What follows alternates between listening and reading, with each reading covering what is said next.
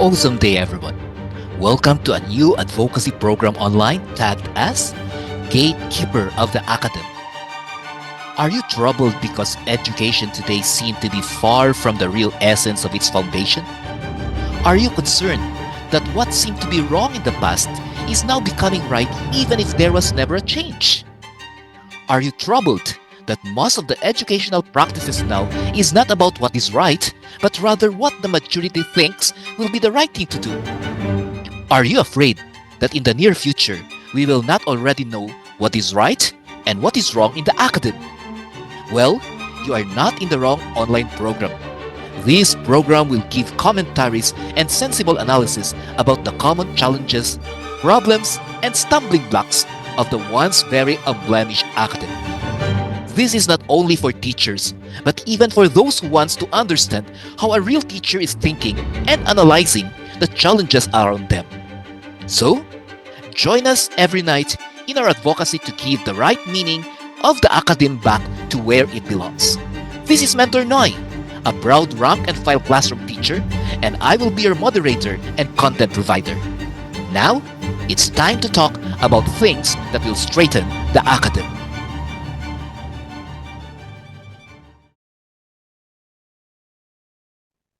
Our focus concern today is academic micromanagement. Management is always a great part of the academe. Being a teacher with management loopholes is a guarantee that there will be problems with the control and discipline structures of this entity in the classroom. However, management should not overstep on the teacher's function and duty as educators and knowledge transferring agents of the academe. Let us always remember that aside from the 4 years of education that a teacher successfully completed, plus the externship that have them handled real students from both the government and the private sectors, and the license these mentors possess, can be proof enough that they should not be micromanaged, or else it will be an indirect belittling of their capacity to be creative, resourceful, and adjustable in situations and challenges that they are immersed with. Micromanaged teachers usually display successful output, but these are not reflective of their own personal concept of individualized education. The fact of the matter is, this is a success of the management that wanted to have a tailor-made, templated, and meticulously synergized methods of educational delivery. Well, this type of management given to teachers of different ages usually create a culture of stagnancy in self-mutation in the field of teaching. Let us always remember, every teacher is a different person. They have different concepts of strategic educational approaches.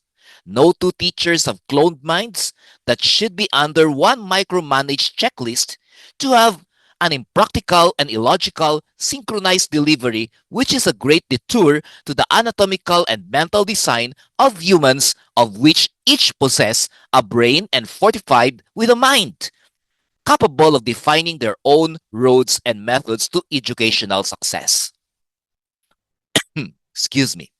Instead of micromanagement, teachers need management support in involvement to the most effective version of themselves, meaning an independent growth that blossom because of the trust and confidence of management, not necessarily due to active meddling in procedural capabilities, but rather more of a supportive force that will enlighten the teacher to be the best version of himself or herself. The truth of the matter is, management may not sometimes obviously realize that some teachers in the rank and file can think better, conceptualize better, or even strategize better, not because they are mentally and professionally advanced as compared to the people in management, but simply because rank and file teachers are always exposed and heavily immersed in the classroom and in the duties of the academe in general. Yes, managers may have the rank, and that should be respected. But this rank should not be used to clobber the self-esteem of simple and humble teachers who bravely face the actual teaching environment. Just like in the armed forces, there might be generals, directors, or whatever the positions of these high-ranking individuals may be, but it is always in accordance with military science that the commander on the ground, even if the rank is only a lieutenant or a captain, if they are in the actual field of battle and they have the better view of the schematics of the ongoing war, their inputs, ideas, and suggestions are heavily and greatly considered because the people in the barracks who are supposed to be high-ranking military managers know by common sense that they are only receiving details of the actual scenario through these real subordinates who are experiencing and facing the war zone. Yes, management is always a learned position, but effective management is more of a result of the experience that one person acquired while doing his or her job in the actual academic field. As the saying goes, you can learn everything from training and education as manager, but you cannot get experience from those trainers and educators. Experience is a personal journey that gives us our needed knowledge to travel confidently and effectively in the educational tunnel of life. Such experience came from different angles and interpreted in different variants, thus collectively generalizing the rules for such entities with corresponding threat to academic discipline if deviance is seen. It is a delusion to the reality if management wants to control this one. It's a delusion to the reality that management should only be a guiding light to a teacher that little by little discover the successful route to become an effective icon in the academy. Managers should not chain the nose of the teachers. Rather, they should pave the way and enlighten teachers to maximize themselves. Micromanagement has no place in a system that proclaims to others that respect for personal opinion and personal conceptualization is being highly honored. On the contrary, micromanagement of educators is a sign of lack of trust, lack of sincerity, and lack of connection to the battle worn out frontliners of the academe who are the teachers. The common resultant is when micromanagement is being practiced, instead of the idea of helping teachers ascend in their academic pursuits, the opposite transpire and teachers descend due to the improbable want of management to always critically subject all action to the conservative concept of the ranking management and give the concept that only the ranking management shall have the ability to give these possible orders or to give the possible lineage of success. One reality should always be remembered that the rank and file teachers are the ones facing the majority stakeholders of the academe who are the students. Thus, these teachers need all the support, all the understanding, and all the encouragement that they can, okay, or that they can have to be able to muster enough courage to dispose their job effectively. When a teacher realizes that a lot of pressures, a lot of insensibilities, a lot of micromanagement happens, the tendency of showing a nonverbal manifestation in class can be very possible, and this will mean ineffectiveness of the main goal of the academic system, which is to transfer knowledge from the source to the learner. Yes, for the system to work, managers should trust their people in like manner that people will also learn to trust their managers.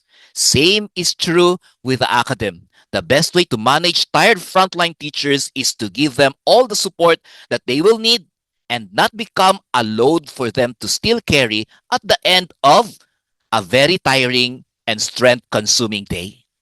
Let us stop micromanagement. If we want rank and file teachers to respect and honor the management of which they are obliged to do so, let us stop micromanagement. When a teacher realizes that management is becoming unreasonable, then blind obedience and unresponsive service will surely happen.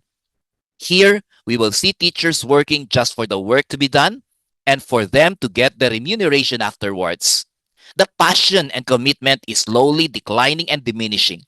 The confidence is slowly weakening. And this can cause the teacher to end up disconnecting with the learners entrusted to them.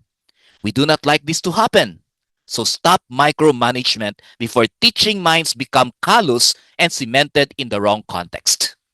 Management and frontline teachers should not be in the opposing end of each other, of which it is not a battle of who is better and who is not. These two entities should work in a synergistic manner so that one can benefit the other and also that one will not be a cause of irritation and disturbance to the other. Academic systems that flourish will always have a story to tell about a great relationship of the management to the subordinated members of the academy. So forget about micromanagement and dwell in the context of symbiotic management so that managers will benefit from their subordinate teachers and subordinate teachers will also benefit from their managers. This is the ideal educational management that leads to a successful academy. Thank you very much for your time. Let us continue to be gatekeepers of the academy so that education will become a better and greater avenue for everyone in this universe. We talk about micromanagement in the academy today. If you have viewpoints, reactions, comments, and additional inputs, feel free to comment directly in the YouTube video. Okay, take note in the YouTube video, and it will be a great joy to know your focal points to this focus concern that we are presenting. Once again, we talk about micromanagement in the academy, and this is still teacher Nhoie Gonzaga, a rank and file teacher, a simple educator, and a gatekeeper of the academy. Awesome day, everyone.